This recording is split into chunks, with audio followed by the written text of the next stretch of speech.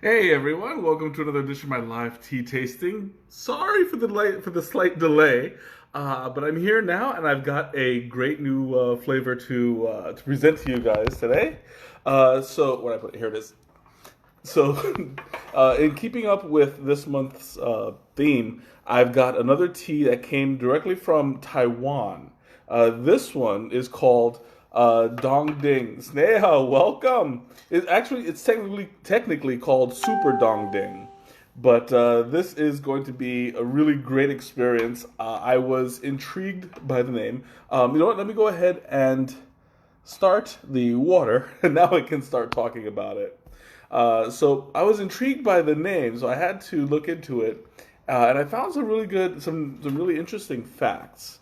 This Super Dong Ding, technically known as Dong Ding, is an oolong tea, and it's grown in the the Dong Ding mountain range. It's also spelled Tung Ting. So it's got a couple. Oh, sorry, no, it's Taiwan. Sorry, I didn't mean it. It comes from. Hey Ma, welcome. It comes from the mountains of Taiwan, and Tongting actually translates to icy peak or frozen summit. So it's grown in a very harsh climate, and that actually produces better tasting tea usually when it's done right. Oh, hold on, there we go. I was having a little problem opening this thing. Ah, it's still stuck. There we go. Hey, Teresa, welcome. Nicole, welcome. I see you popped in. Thank you for joining us. All right, so I'm going to go ahead and open this while I talk a little bit more about the tea itself. So it's grown in the Wuyi. Oh, I'm so sorry about that. Wuyi Mountains in the Fujian province of China, and it's grown. Let me get the actual number. It's grown at an elevation of. Oh, I know. I just had it. Right now, I have a couple of. There we go. Oh no, that's not it. 1650 to 2600 feet in the air. So it is way up there, and that's going to produce harsher climates. The air is going to be a lot thinner, a lot colder. There's going to be less rain, which produces a more rocky terrain. 1650 meters, that is absolutely correct. Zach, welcome. Oh, yeah, I was not expecting that. Sorry, it's like I thought that it was going to be a lot easier to just open, but apparently not. So it's about 5,000 feet, 1,600 meters. No, it's a range from 16 to 2,600 feet. That's 500 to 800 meters. You got that a little bit mixed around, but that's okay because I've got the web page open, so I have it like all in front of me. Because this is like a lot of stuff to remember. So yeah, I'm cheating a little bit. But anyway, it's made in the Taiwan region, and because of the terrain, you're going to get a harder grown tea, which usually comes up to be a better flavor. Now the thing about it is it doesn't really pay to grow tea up in the mountains unless it comes out really good. So you have to know what you're doing to get this kind of a flavor. Up, and my water just popped. So I'm gonna go ahead and pour some of this out. Now, since this is an oolong, I don't need to do a whole lot because it's going to expand quite a bit. So I'm going to show you guys right now all the tea that I'm using. You guys know how much I usually put in because I like it strong. But yeah, check this out. There is not a whole lot in there this time around. Let me show a better picture of it so you can see. Yeah, you can actually see at the bottom I'm not using a whole lot. And that's because the tea itself grows so much. All of this is going to expand to about 3 or 4 times this size. So I'll show you guys what it looks like after. You know, that's one of my favorite things to do, especially when it comes to, oops, I set that wrong. Wally, welcome. All right, so without further ado, I'll go ahead and pour this out. I'm doing this at a very awkward angle. There we go. Beautiful, beautiful. Now I'm going to set the timer around mid-range. Alexa, set a timer for 3.5 minutes. Timer for how long? 3.5 minutes. 3 minutes and 30 seconds. Starting now. Thank you. So, of course. Have a good night. You too. Alexa is on point today. Anyway, I forgot what oh yeah. So I'm setting it, right now it's brewing at 195 degrees Fahrenheit, which is about midway. Usually you're supposed to do it around 180. But this one, because, okay, let me backtrack a little bit. Oolong is oxidized between 15 and 30% generally, so you're not going. It's going to be a little bit stronger than a green tea, but not as strong as a black tea. So you want to catch a nice middle ground. Usually they say you can do it about maybe 180 degrees for 5 minutes, or you can do the full 212 at 3 minutes, 2 minutes, something like that. But the way that it's packed, you saw how before how it was rolled into a ball, everything was tight and compact. So it's going to take quite a bit to actually get it to open up and release the flavor. Because that's the case, you can usually steep an oolong, a good oolong, about 3 or 4 times, depending on the depending on the temperature of the water. So I am doing this about midway. I only plan to steep it once. Once I have my tea, I'll drink it that way. I don't plan to steep it again, although I'll probably have the option to do so. In which case, you know, I mean, you can, if you do it, if you know what you're doing, you can get about 5 cups out of it easy. Let me,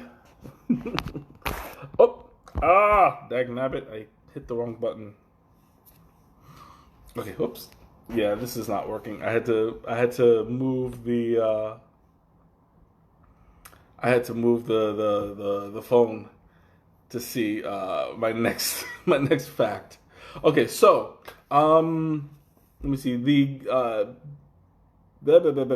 This was actually also a tea that was featured in the New Harvest for tasting and teaching the basics of Gung Fu Cha tea, of the Gung Fu Cha. I can't talk.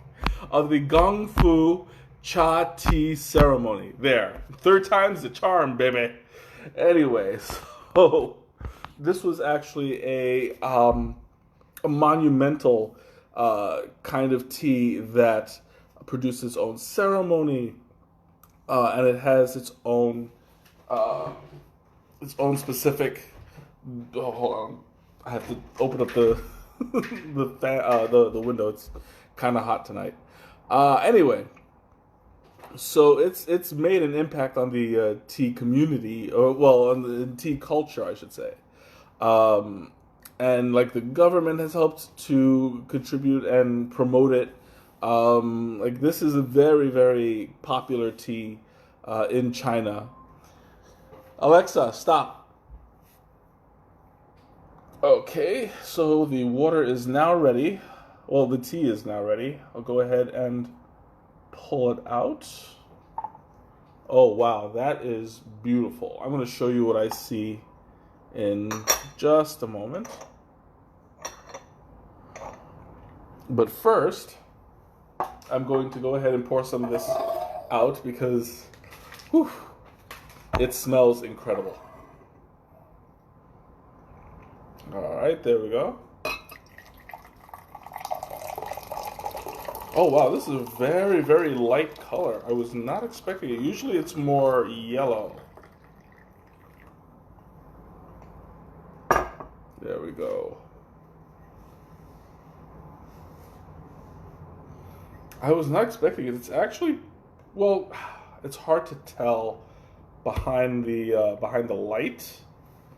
Let me see if I can get a better shot. Because if I turn it around, there we go. Oh wow, that looks really golden actually. Like literally golden. I'm getting, it looks like it's sparkling, and I know that's just probably an effect of the glass and the oxidation and the tea dust inside it, but it kind of looks like it shimmers. And that makes it for a really beautiful looking tea. That is gorgeous right there. Like, I don't even want to drink it because it looks that good. I mean, of course I will, because, you know, I'm a heathen. But, yeah, like, wow is the right word. This is a beautiful golden, literally golden tea. Yes, I am absolutely sure it's tea because I steeped it. And, you know, this time I got the right leaf. I'll show you how it's opened. Remember that little ball you had? Look at what it turned into. And this isn't even fully developed. You had the entire leaf. Look at that. And it can still be done at one more steep. So I didn't even get the whole flavor first time around. So this looks like it's going to be a very good quality leaf. Oh, and it smells really nice. It's got a very smooth, very, very slight vegetal. Yeah, the stem is still attached. You're not always going to find a... is it very typical of an oolong? I mean, it's typical of tea. When you pick the tea, you want to get the bud. I've shown you guys before the three leaf. So you're gonna have the short one, the tall one, and then the one that's tucked in the middle like a little nubbin. So that's what you want to look for when you pick a tea at the right time. And of course, you're going to get some of the stem with it. It looks like whoever picked this one just plucked it from the bottom. Actually, no, it looks like this was actually picked by a machine. Interesting. Okay. Usually, tea is picked by hand with a plucking motion, but I just noticed something. If you guys, I don't know if you guys can see this very well. It looks like I'm trying to, yeah, you can, I'm sure you can see it. It's a straight edge like it was cut in the diagonal. Normally when you pluck it, it's going to be round because of the way that it's separated from the stem. So the outside is going to rip first, and then little by little it's going to rip towards the center until it separates. This was done by machine because it was just cut right through.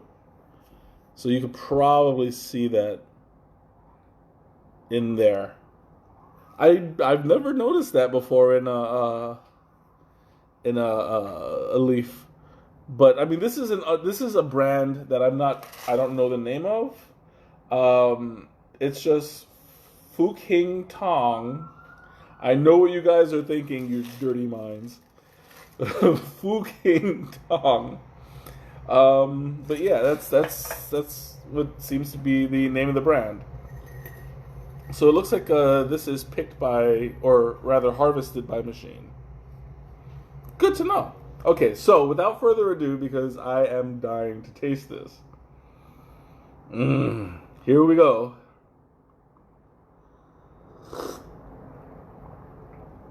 Oh, nice. Oh, that is really nice. It's got a very interesting flavor. It's kind of like how it tastes like how it looks. A little bit. It's a little bit like how you would imagine gold would taste.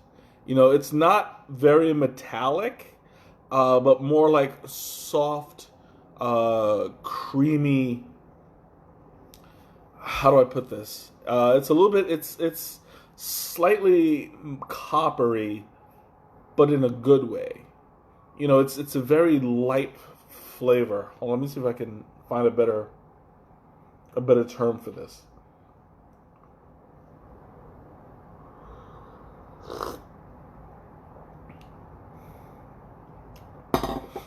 It's got a certain soft quality to it. It's very flavorful. It's got a full body of flavor surrounding it, but there's a kind of soft coolness about the texture. And I mean, it's really nice. Linda, welcome. I have a like there's a slight mouthfeel, like a texture to it that's really interesting.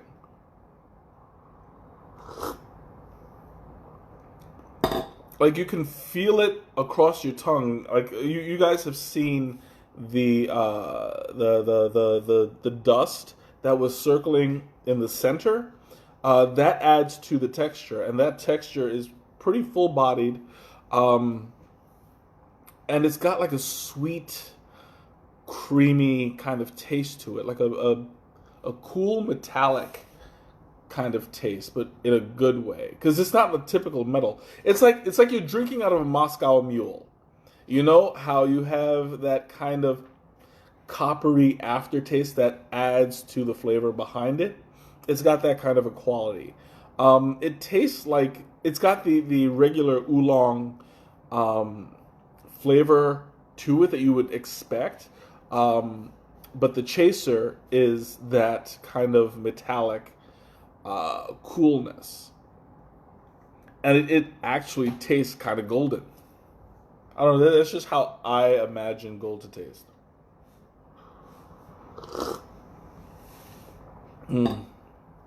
Now this tastes like the kind of thing that I would definitely try cold. I would ice this down. It doesn't even need to be. It doesn't need to be sweetened at all. This is a really good tea. I was talking about a certain kind of flavoring that that milk oolong sometimes has, and how you can tell it's fake. I was talking to Snea about it just a little while ago, and this tea has that kind of creamy, buttery quality that's natural. You know, there wasn't anything added to it because it's not overpowering. Like the smell smells like oolong, but the taste behind it has a slight vegetal, slight. It's a very calming tea.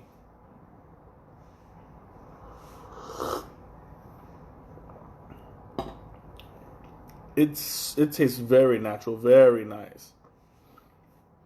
I would try steeping this again, at an even lower temperature this time. I would probably steep it as like a green or a white, maybe around. Let me see. This was what, 195. I would probably do it about 180,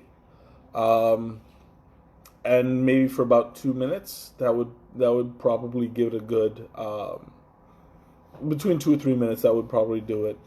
What was this? Can you go back to the effect of the altitude on tea? Oh yeah, absolutely. Okay, so elevation. I got that open as well. Okay, so at high altitudes, you get colder temperatures, and that acts as a natural deterrent when it comes to like insects. So pesticides aren't really needed. Um, Let me see. It reduces and because of this, that bitter astringency is a kind of self defense mechanism when it comes to tea plants, so that any insects that would want to taste it, want to eat it, would be turned off by the flavor. Since there are no insects up there, or they're very, very limited, you're not going to get that astringency because it's not needed.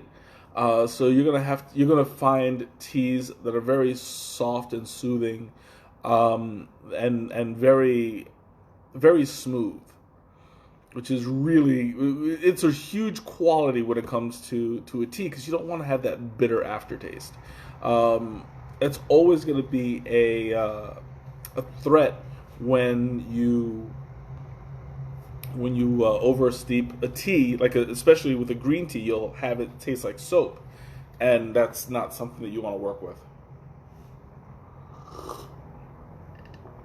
So, because of all these qualities that that the oolong has, they tend to be a little bit more on the expensive side, only because they're really hard to cultivate in that kind of environment, but B, in the end, it's super worth it because the tea itself tastes incredible. You have a smooth flavor. You have less of a risk of astringency, although you can oversteep it because that is part of the plant's natural chemistry. It's just not going to be as prevalent because it's not needed.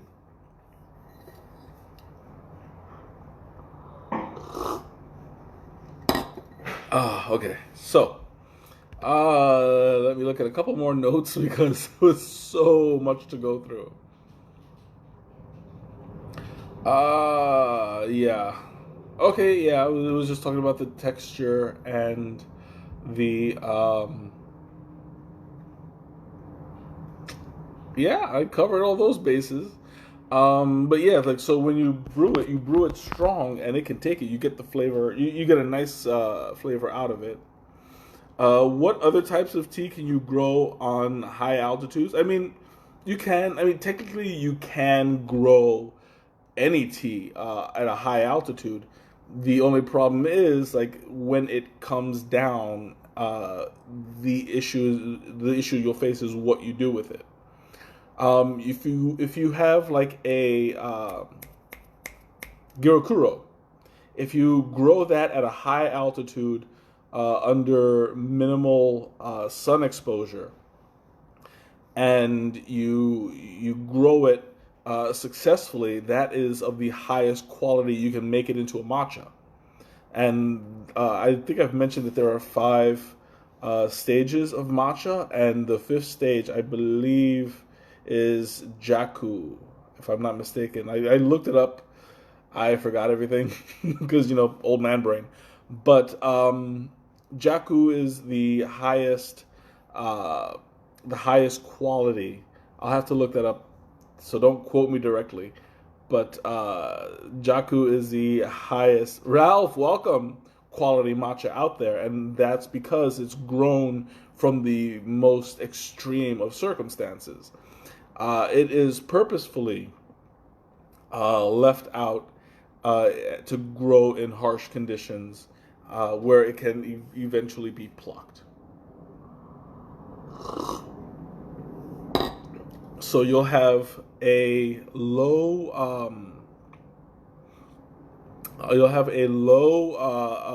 amount of light that hits it, so it produces more chlorophyll, which adds to the flavor. You'll have the same what is it called? The same conditions that you grow this tea in. So you'll have like a stronger flavor, smoother flavor, especially. You'll have you'll have a higher quality Jaku when you leave it in those conditions growing longer. So the longer you have it in those conditions, the tastier it gets. The only problem is that the longer you have it in there, the harder it is to maintain. So you can have teas that grow in under those conditions, and if it's not carefully taken care of, you can lose the whole crop like nothing. And it's really hard to keep that sort of a watchful eye. But if you know what you're doing, it's worth it. Oh, that is so good. Okay, whew. I'm a little bit hot tonight. Chicago's experiencing a slight heat wave during the winter. And by heat wave, I mean it's been 50 degrees for the past couple days. So, I'm feeling a little bit of that now. But anyway, okay, so I'm going to open up the floor. Questions, comments, anything you want to talk about. Now is the time. I'm going to show you guys another example of the leaf. Whoops, here you go. So you remember I was talking to you just now about the 3-leaf thing? It's going to look somewhat like this. You got the two highs. Here you go. And they didn't quite get the middle one, so these are aged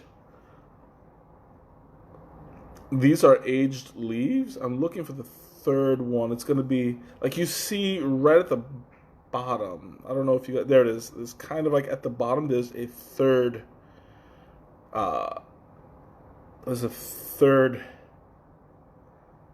no, wait, never mind. I thought that was where the third leaf was, but no. I was fooled. This one only has 2 leaves. So whoever picked it did it slightly too late. But that's okay. I mean, this was picked later in the season, so it's probably just the fact that there was no bud to pick from. It's once it's an older, mature leaf, you get the. Do you by any chance know the oxidation of this tea?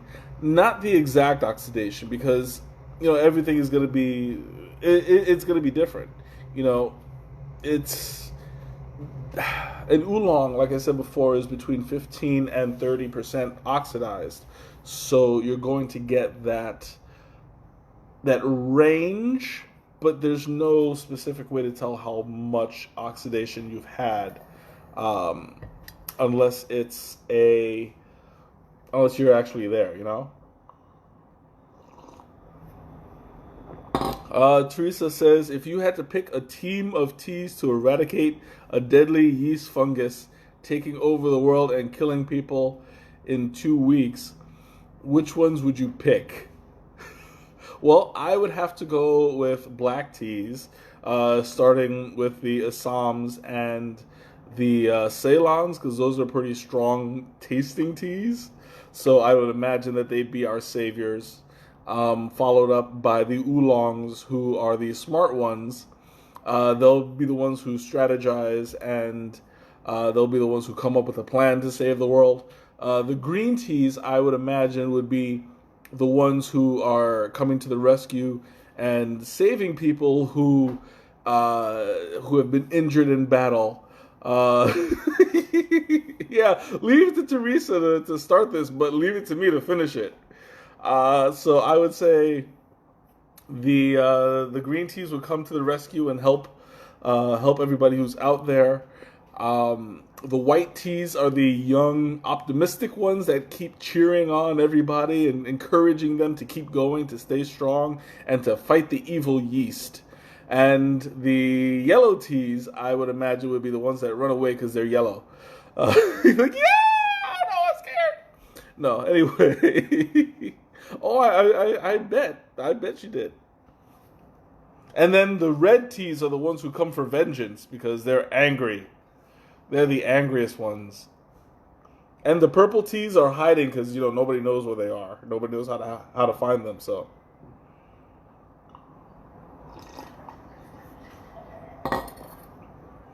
I hope that answered your question. It answered my question. I had no idea where I was going with this, but yeah, that was an answer I didn't expect either.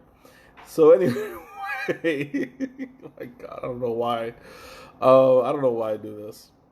Okay, so I wanted to talk a little bit about the process of Dongding tea, the way that it's oxidized. So it looks like what they do is they roll it, they pick it, they roll it, and they start to oxidize it. Sometimes they do it by toasting it over coal, and that's supposed to give a kind of a toasty, woody kind of flavor.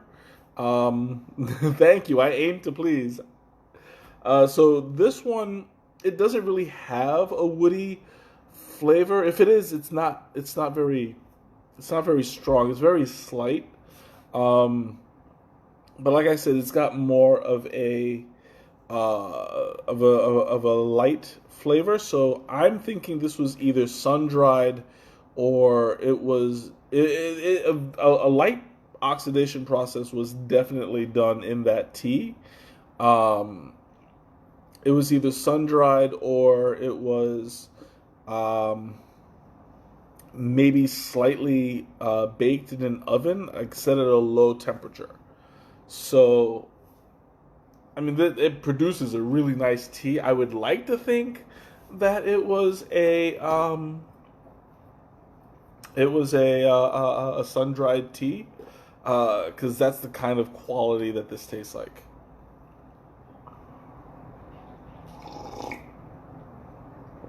Also, I forgot to mention that was this Teresa we usually call Mike a ding dong?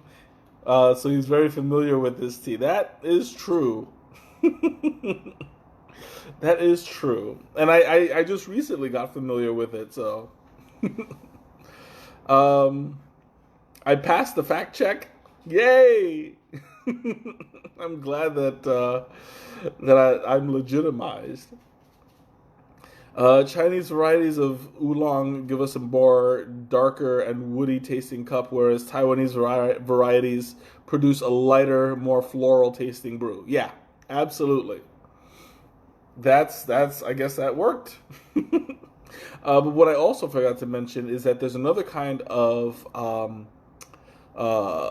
oolong that you grow at a higher temperature, at a higher altitude, and that's a pao chong, or pao shang, or pushang. I don't know. There's so many different ways I've heard it pronounced. I don't know which one is correct, so I'm just throwing it out there. Yeah, I'll talk about the dessert in just a minute. I never forget your question. But I would say that the pushang is a very it's a similar flavor, but it's not rolled. So you get the full leaf right away. You can only usually steep it once, and you're good to go.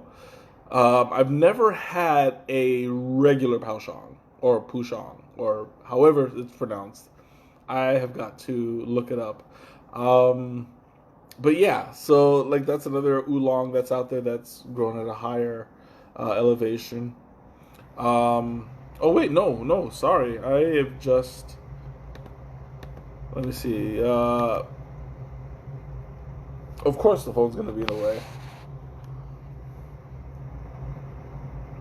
Okay, so it actually looks like the tongue tea or tongue ting or the dong ding is actually a variant of the pao shang. That's very interesting. I didn't know that. Because usually pao shang isn't rolled up like that is. So that threw me off a little bit, but that's okay. Okay, so for Teresa's dessert question, what would I pair this with? Something creamy and buttery. I would go with like maybe a tart, or something with a cream filling. Maybe a Boston cream donut or something. Like this is very it's a very light flavor, so I would definitely go with something good, something buttery. Crackers would go well with this. Um, Vanilla ice cream. Baked Alaska, possibly. I've never had baked Alaska, but it looks good. I would definitely give it a shot.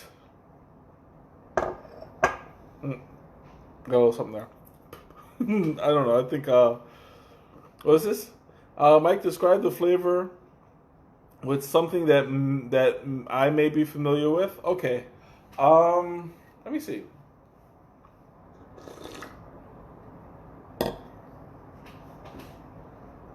Hmm.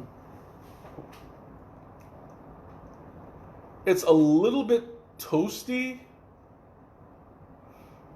I would go with like maybe toasted, like toast with butter, but a very lightly toasted bread. Like with it's still white but slightly crispy. I would go with that. So I think that's the closest I can get as far as a an accurate food description that's very relatable. Because it still has um, that slight vegetal and metallic flavor to it, but it's barely there. Um, and it's got that vegetal aspect of it as well. So a lot of the flavor that I'm getting could be described as like butter, because butter also has that slight, almost salty metallic flavor to it. So that would be close to what I'm getting here. Um, Let me think. I can't think of any other foods that I could describe it as, but it tastes incredible. Like if this tea was able to, if I was able to find this tea here, I would definitely buy more of it. But it actually came from China. I believe it was probably directly from. Oh, it's from Hong Kong. So Hong Kong was the distributor, but the tea was originated in Taiwan. Oh man, but like for you oolong fans out there, this is not one that you want to miss because it's got a really smooth flavor. It's got a very warm, long taste to it. Um, it's got a slow burn, basically. Like I still taste it right now, and I don't want it to. I really don't want it to go anywhere. Like this is like encompass. I don't want to say encompassing my mouth. What's the word I'm looking for? Like it's coating my mouth, so the flavor is long lasting. Right now, I'm tasting it all over my tongue, and every time I speak, I lick the top of my mouth, and I can still taste it there too. So this is a tea that's going to stay with you for quite some time, and it's very calming. It's very relaxing, very smooth, very like I can spend an afternoon with this easy, and love every sip. Oh, ooh, that is so good. And I still have some left in here, so let me see if I can top myself off. A little bit more. Almost. No, never mind. I was playing chicken and I lost.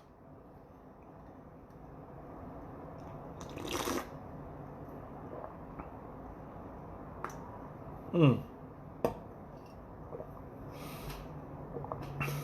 And the good thing is, like, ooh, right there. Wow, that was good. I had just taken a nice big gulp, and like, it was so buttery, and it was so flavorful. Like that was a surprise. It cooled off, of course, so that's why I'm able to drink it and taste more of it. And if it continues to cool off in this fashion, then this is an excellent tea because It's not only is it maintaining that same high level of flavor, but it's also kind of like doubling down on it.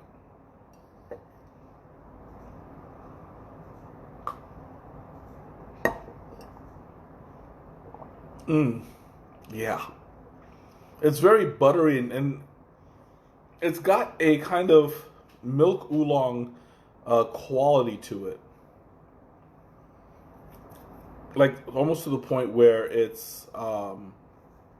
could be a good substitute because this tea is like really flavorful. It's cooling off and maintaining. I mean, I'm like really impressed by this. Oof. I'm gonna see if I can top myself off. What was that? Fun fact: the polyphenolic compound. I can't believe I got that right in the first try. Polyphenolic compound in the oolong tea is also responsible for the removal of free radicals in our body. Drinking oolong tea prevents our body from cancer, heart problems, cholesterol, and rheumatoid arthritis and neurodegeneration. Wow, that is a lot of good qualities. So yeah, drink this and you'll live forever. I guarantee it. Ding. No, I can't guarantee that. Fine print. Michael does not guarantee a thing. I need to come with my own fine print. Mm. Oh, it tastes incredible. Okay, I'm gonna go ahead and open up the floor. Questions, comments, anything you want to talk about, now's the time. It's a great time for it. In the meantime, I do have a couple of announcements. Earlier today, I went ahead and created the raffle. There is some stuff going on with the site still, and I'm sorry about that. It kind of sucks. Uh, but I do encourage you guys to try it. Just when you click on the link, then just click on the gray button, fill out the information, and you'll be entered in. And also just go ahead and comment on the thread if I don't get it from the raffle copter site. I'll just use the thread as well, and I'll enter everybody's name in a hat if I have to. But I mean, this is the kind of thing that I want to become regular again. So yeah, I mean, go ahead and enter it. I just popped it onto the community this morning. It should be still at the top somewhere.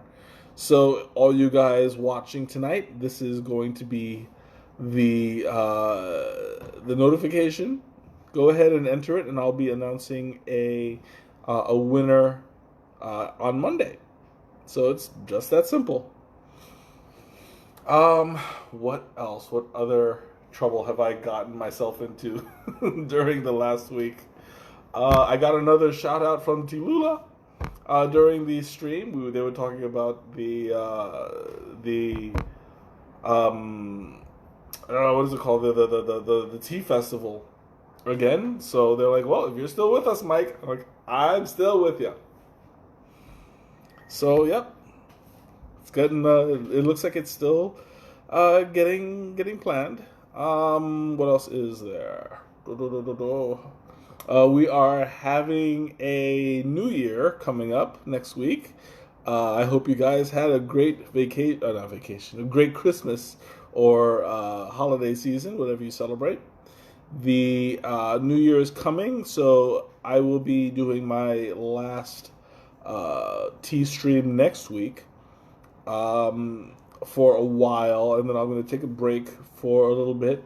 I've got some things to do, and once I get back, hopefully I'll have some really great news for you guys.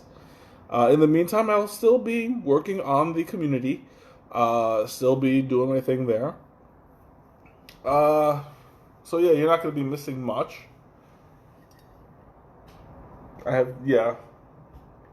I don't really have much announcements to go with. Oh, excuse me.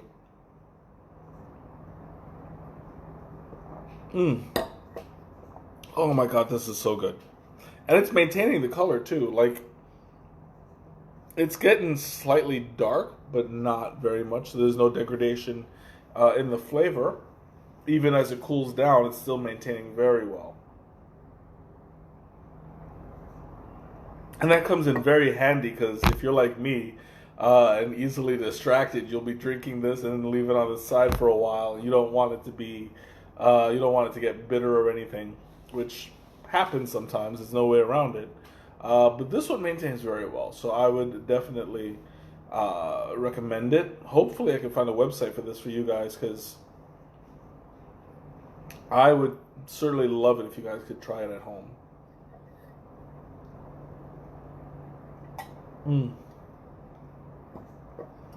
Ah, okay. Questions and comments? Anything you want to talk about? Now's the time. I am like, whew, I'm feeling good right now. This tea is really getting it. I don't have a whole lot left, but I wanna savor it just a little bit longer. Um, I'm thoroughly enjoying it. Like, I have to admit, oh, it's so good. And it's very unique because a lot of oolongs, they taste close to what you'd expect, with minor differences. Do I feel the tea bag benefits from cream? I don't even know what that means. I mean, I know that you're trying to make it sound dirty, but I don't. I don't know. I do feel a benefit, and that is stuffed.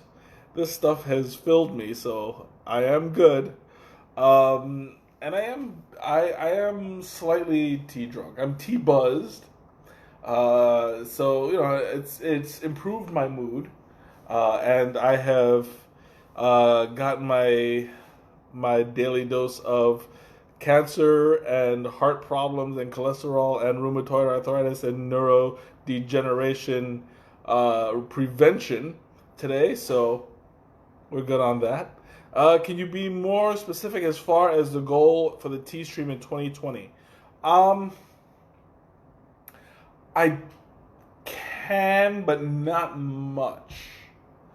Honest question, best tea for a cough? I would say green tea with lemon and honey. That does wonders. If you have ginger, stick it in there. Anything with lemon, honey, and ginger would be great. Green tea is a plus. Matcha is good for the cold in general.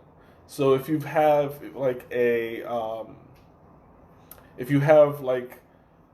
a fever or something like that, that will help clean you out. But yeah, going back to Teresa's question, being more specific, I don't want to give away too much yet because it's not just the stream that is going to get an improvement. It's going to be a lot of different aspects. So for right now, I'm going to keep it under wraps a little bit. I'll tell you guys more about it once it's set in motion. But I am looking into growth. I am looking into bigger things, and expanding this into a more extensive kind of environment. And I'll leave it at that, because I mean, giving away too much is. I want to save something for the suspense, you know.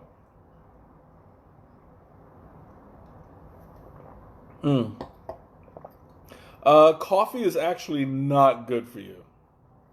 As far as oh, you mean like I thought you were talking about the tea, the cough. No, I'm not expanding into coffee. No, not that I have anything against coffee. It's just not my realm of expertise. But yeah, this is going to head into some exciting territory. Uh, what else? Mm. Oh, it was so good. Okay, so last round. Questions, comments, anything you want to talk about? Now's the time, or forever hold your peace. I am running a little bit low on tea. I have a little bit left, so it'll just go down the hatch. Mm. Oh, I didn't quite finish it there. Whew. But I am like, I am pretty stuffed. Oh man, I'm satisfied tonight. This has been an incredible one. Best store-bought iced tea? I mean, technically they're all store-bought. If you're talking about supermarket stuff, I wouldn't touch that with a 10-foot pole, making it an iced tea, because all of that is just powdered and it's super low quality. Um, Either it's you said the yucky word, Lipton. No, Lipton. Lipton powder is just no. If you're gonna make iced tea, make it from this stuff. Make it from the actual leaf. If it looks like this, it's better for you. Or you can ice matcha, which is a powder, and it's super. It's easy to get in to mix with the water. You just need a really strong. You just need a really strong constitution to taste it. I prefer my matcha hot, cause yeah, iced matcha. Oh, excuse me. Not my thing. I couldn't do it. Oh, okay, looks like I have one sip left. So now's your last chance. Questions, comments, anything you want to talk about? Speak now or forever hold your peace.